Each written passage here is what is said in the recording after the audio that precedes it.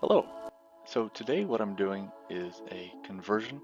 I ended up buying a pack of Chosen secondhand, and instead of 5 or 10, it came with 6. Of course, in 10th edition, you cannot run 6, so I had one left over.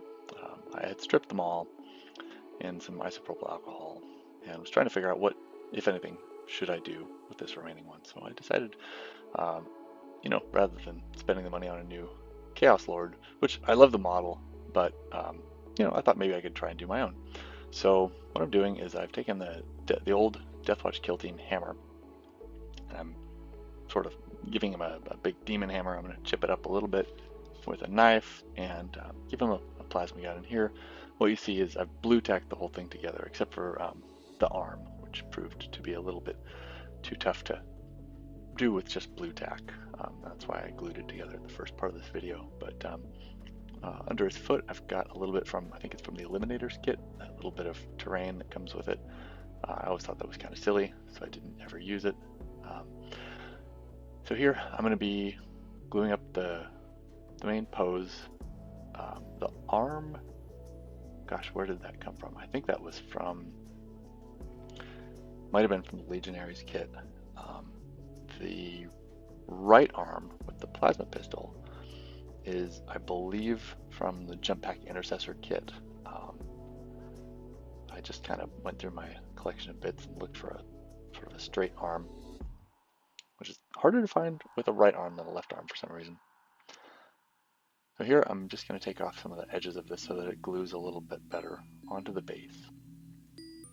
Mixing up some milliput here, just to build up a little bit of tactical rock.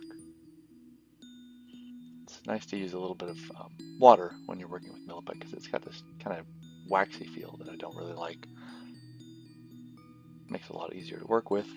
Anyway, just finding the rough height I want for that left foot area, and get your tool wet. That helps it smooth it down and makes it way easier to tool with.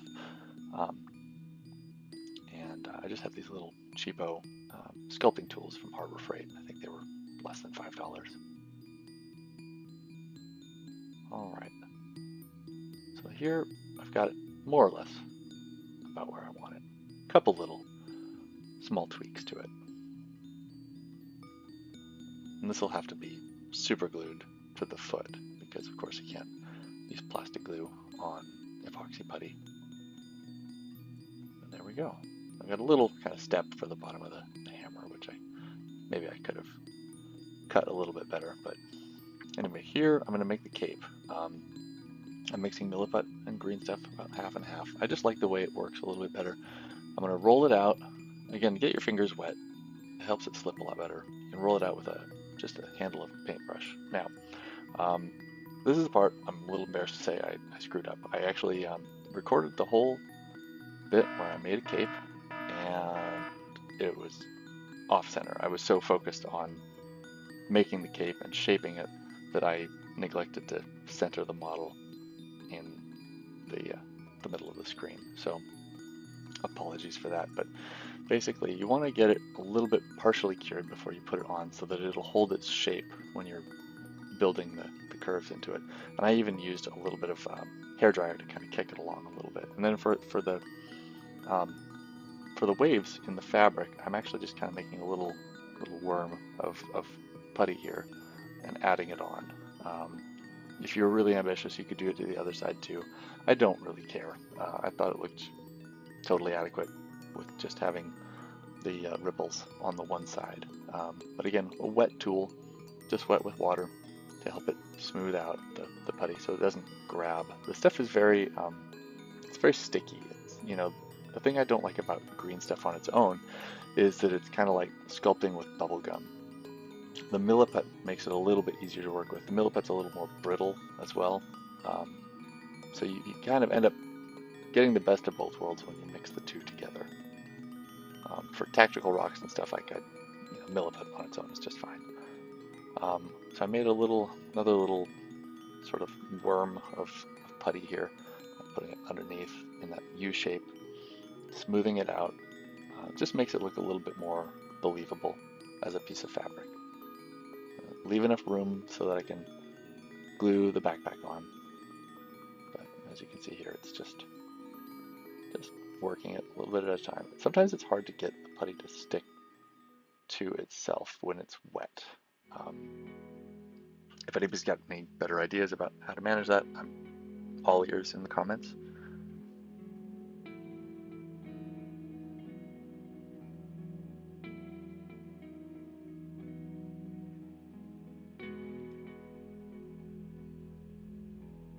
And then what I'm doing here is I'm adding just a little bit under the helmet because I want to have his head sort of pointing down just a little bit, and it gives him a little bit more of a neck. It's subtle. You can't really tell once the head is on there that there's anything under it. But I think sometimes with Space Marine models, that's a good thing to do, especially if you want their heads pointing, you know, up or down in a particular direction. I'm going for sort of a contemptuous, angry vibe, where he's looking down at his enemy or something like that. And that's basically it as far as the modeling is concerned. I did kind of tighten up a little bit of the green stuff on the chest piece there with a hobby knife. As you can see, I sort of tucked it in underneath the pauldron. I think it looks pretty good. I'm happy with it. You know, it does all the things I wanted it to do. I wanted, you know, plasma and a hammer because it's Warhammer, and you can't go wrong with hammers. And then here I have it painted up in Wordbearer's colors. I hope you enjoyed this video.